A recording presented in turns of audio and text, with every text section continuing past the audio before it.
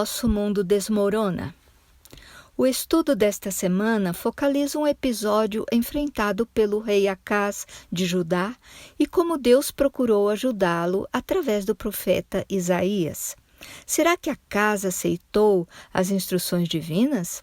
E nós, em momentos de aflição, temos ouvido a voz de Deus?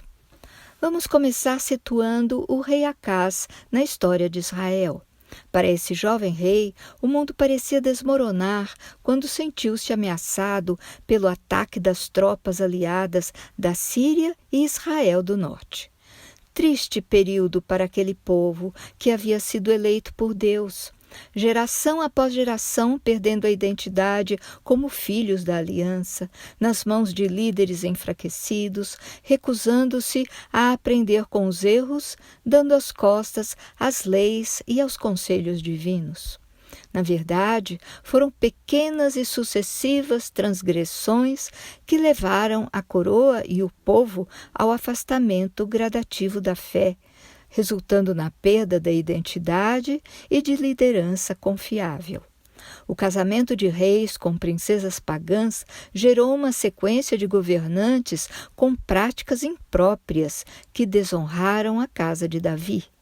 Os erros dos líderes serviam de exemplo para o povo.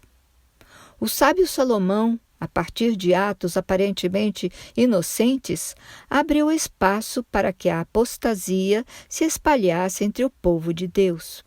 Ele próprio praticou a idolatria, envolvido pelas esposas pagãs que levara para o palácio, e finalmente houve o juízo de Deus. Está em 1 Reis, capítulo 11, versos 11 e 12. Pois que houve isto em ti, que não guardaste o meu concerto e os meus estatutos que te mandei, certamente rasgarei de ti este reino e o darei a teu servo. Todavia, nos teus dias não o farei, por amor de Davi teu pai. Da mão do teu filho o rasgarei. Arrependido, Salomão escreve muito e ensina ao povo. Vamos ler o que escreveu em Eclesiastes, capítulo 10, verso 16. Ai de ti, ó terra, cujo rei é criança. E Deus falará em Isaías, no capítulo 3, verso 12. Os opressores do meu povo são crianças, e mulheres dominam sobre ele. Ah, povo meu, os que te guiam te enganam e destroem o caminho das tuas veredas. Salomão conclui Eclesiastes, no capítulo 12, com os versos 13 e 14. De tudo o que se tem ouvido, o fim é: teme a Deus e guarda os seus mandamentos, porque este é o dever de todo homem, porque Deus há de trazer a juízo toda a obra e até o que está encoberto, quer seja bom, quer seja mau. Morrendo Salomão, assume seu filho Roboão, e o povo de Israel viu cumprir-se a profecia de que seu reino seria dividido. As tribos de Judá e Benjamim permaneceram fiéis a Roboão, em Judá ou Reino do Sul, capital Jerusalém, enquanto as 10 tribos restantes, representadas por Efraim, elegeram Jeroboão, formando Israel, o Reino do Norte, capital Samaria. As fraquezas de caráter de Roboão mostravam uma má criação e as tristes consequências da união de seu pai com mulher pagã, de práticas idólatras. O decadente reinado de Roboão durou 18 anos e começou com a divisão do reino, mantendo constantes embates entre os irmãos do norte e do sul. Além disso, o Egito atacou Jerusalém e levou as peças do templo e os tesouros que Salomão deixara. Na sequência, o reino de Judá foi governado por Abias por 2 anos, seguido de Asa por 41 anos, quando o povo experimentou um certo reavivamento da fé, porque Asa era bom e mandou tirar da terra os sodomitas e removeu os ídolos que seus pais construíram, e até afastou sua mãe idólatra para que não fosse rainha. mas também reuniu algum tesouro que ainda havia na casa do Senhor e os enviou ao rei da Síria em troca de proteção contra o rei de Israel. Depois de Asa, sobe ao trono Jeosafá e reina por 22 anos, mantendo os preceitos de seu pai. E durante seu reinado, aconteciam em Israel os famosos episódios de Elias vencendo os 400 profetas de Baal no tempo do rei Acabe e Jezabel. Depois de Jeosafá, reinam Jeorão por 7 anos, Acasias por 1 ano, Atalia por 6 anos, Joás por 39 anos, Amazias por 15 anos, e chega a vez do reinado de Uzias, que dura 41 anos, sendo que no último ano deste reinado entra em cena o profeta Isaías. O sucessor de Uzias é o inconsequente Jotão, que reina por 4 anos e depois assume Acás, considerado o pior rei do povo de Israel. Acás foi, assim, o 12º rei de Judá, reinando 20 anos, de 736 a 716 a.C. Nos 264 anos que se passaram entre Salomão e Acás, o povo de Israel foi se apostatando, cedendo à idolatria, e há muito havia deixado de servir ao Deus da aliança, passando por momentos de arrependimento e recaídas, e cada vez mais sua prioridade estava na conquista de tesouros terrenos. Além de enfrentarem inimigos estrangeiros, as duas partes do reino dividido lutavam entre si constantemente, e agora, no reinado do jovem Acás, Israel do norte se unira à Síria contra Judá, deixando Acás apavorado. Está em Isaías 7, verso 2. Deu-se aviso à casa de Davi. A Síria está aliada com Efraim. Então ficou agitado o coração de Acás e o coração de seu povo, como se agitam as árvores do bosque. No verso 3, o profeta Isaías bem tentou tranquilizar Acás. O próprio Senhor o mandara ir ao rei dizer que não corriam perigo. Então disse o Senhor a Isaías: agora tu e teu filho Sear-Jazube saí ao encontro de Acás, ao final do canal do tanque superior, no caminho do campo do lavandeiro. O nome do filho de Isaías, Sear-Jazube, significa um remanescente voltará, ou também pode ser traduzido como um remanescente se arrependerá.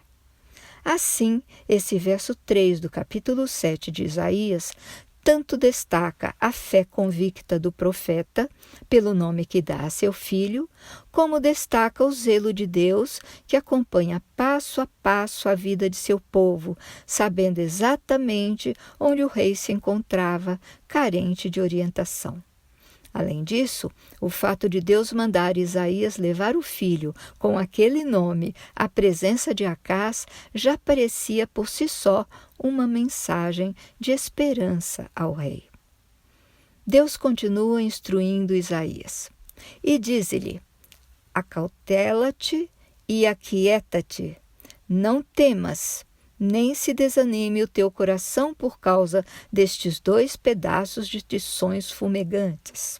E o Deus onisciente sabia que a Síria e Israel tramavam contra Judá para substituir Acás por um rei qualquer que atendesse aos seus interesses. Vamos ler, está no verso 6. Vamos subir contra Judá e molestemo-lo. Repartamo-lo entre nós e façamos reinar no meio deles o filho de Tabeal. Para os estudiosos, o filho de Tabeal é um personagem desconhecido, provavelmente se referia a alguém da tribo de Efraim, nomeado para servir de fantoche aos aliados. Isaías deveria continuar tranquilizando Acás e adiantando-lhe ocorrências futuras. Vamos ler os versos 7 e 8. Assim diz o Senhor: Isto não subsistirá, nem tampouco acontecerá. Porém, a cabeça da Síria será Damasco, e a cabeça de Damasco, Rezim. E dentro de 65 anos, Efraim será quebrantado e deixará de ser povo. E no verso 9, se vocês não ficarem firmes na fé, com certeza não resistirão. Ficar firme na fé é a mensagem central para cada um de nós. Mas Acaz andava tão longe de Deus que a palavra do profeta não o sensibilizou. Acaz não tinha fé, não no Deus da antiga aliança. Quando em perigo, ele apelava para deuses de madeira, pedra e barro, de quem os idólatras exigiam proteção. Acaz fora capaz de queimar um filho em sacrifício num altar pagão. Mas seu filho Ezequias foi poupado e seria seu sucessor. Havia também outro perigo preocupando Acaz, que era o fortalecimento dos exércitos da Assíria, querendo dominar toda aquela região. Diante da recusa de Acaz em ouvi-lo, o Senhor ainda lhe oferece outra oportunidade. Vamos ler a mensagem que está em Isaías capítulo 7, versos 10 a 12. E continuou o Senhor falando a Acaz, dizendo: Pede para ti ao Senhor, teu Deus, um sinal. Pede-o ou embaixo das profundezas ou em cima das alturas. Acaz, porém, disse: Não pedirei, nem tentarei ao Senhor. Na verdade, Acaz não queria mesmo saber de Deus. Isaías percebeu que a recusa de Acaz não mostrava respeito, mas era fruto de orgulho e completa falta de fé. Para o profeta ficou claro que Acaz não reconhecia mais como seu o Deus verdadeiro e o repreende. Ouvi agora, ó casa de Davi, pouco vos é afatigardes os homens, senão que também afatigareis ao meu Deus? Está no verso 13. Mesmo assim, o Senhor insistiu na tentativa de reconquistar o coração do rei de seu povo, e ele próprio oferece um sinal através de Isaías. Versos 13 a 15. Portanto, o mesmo Senhor vos dará um sinal. Eis que a Virgem conceberá e dará à luz um filho, e chamará o seu nome Emanuel. Manteiga e mel comerá quando ele souber rejeitar o mal e escolher o bem. Emanuel, Deus é conosco, um líder verdadeiro, salvador e redentor do povo. Em meio aos infiéis, há um remanescente que confia e espera pelo Messias. Quanto a Acaz, ao invés de aceitar as palavras do profeta e aquietar-se para poder ouvir e agir de acordo com a voz de Deus, fez uma escolha inconsequente. Recusou a mão protetora do Rei do Universo para pedir proteção ao rei usurpador da Assíria. Vamos ler 2 Reis 16, versos 7 a 9. Acaz enviou mensageiros a Tiglat-Pileser, rei da Assíria, dizendo: Eu sou teu servo e teu filho, sobe e livra-me do poder do rei da Síria e do poder do rei de Israel, que se levantam contra mim. E tomou Acaz a prata e o ouro que se achou na casa do Senhor e nos tesouros da casa do rei, e mandou um presente ao rei da Assíria.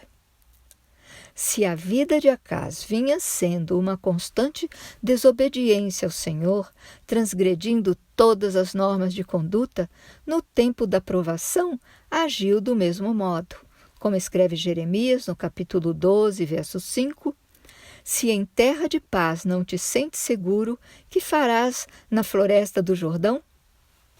A Assíria muito se aproveitou da situação. Achou o pretexto que queria e invadiu a Síria, tomou Damasco, levou seu povo e matou o rei Rezim, como está em 2 Reis, capítulo 16, verso 9. Os ricos presentes recebidos e a demonstração de fraqueza de Acás fizeram a Assíria interessar-se ainda mais por apoderar-se de Judá. Após a passageira sensação de ser protegido da Assíria, Acás percebeu que logo Judá poderia ser completamente dominada.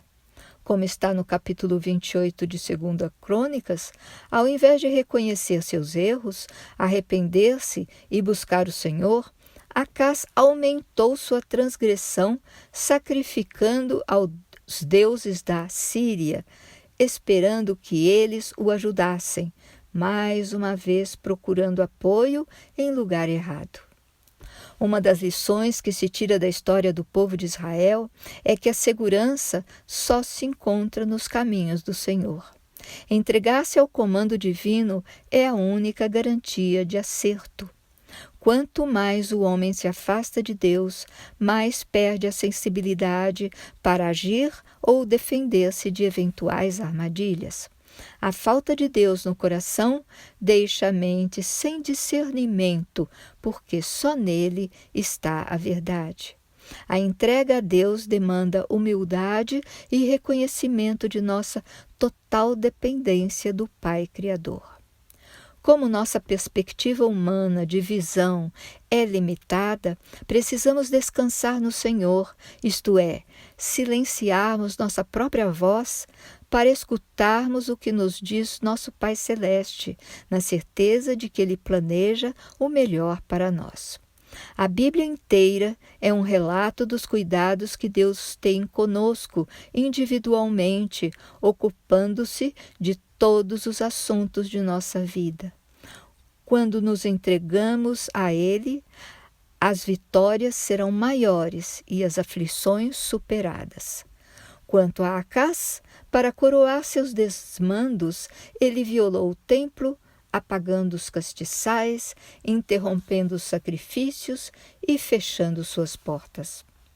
Nesse contexto de desolação, a promessa do Messias, Deus é conosco, foi a bandeira erguida por Isaías, levando aos remanescentes a certeza de que não estavam abandonados e seu santuário estava no Senhor. Concluímos com o verso 6 de Isaías, capítulo 9. Porque um menino nos nasceu, um filho se nos deu, e o principado estará sobre os seus ombros, e se chamará o seu nome Maravilhoso, Conselheiro, Deus Forte, Pai da Eternidade, Príncipe da Paz. Até a próxima semana!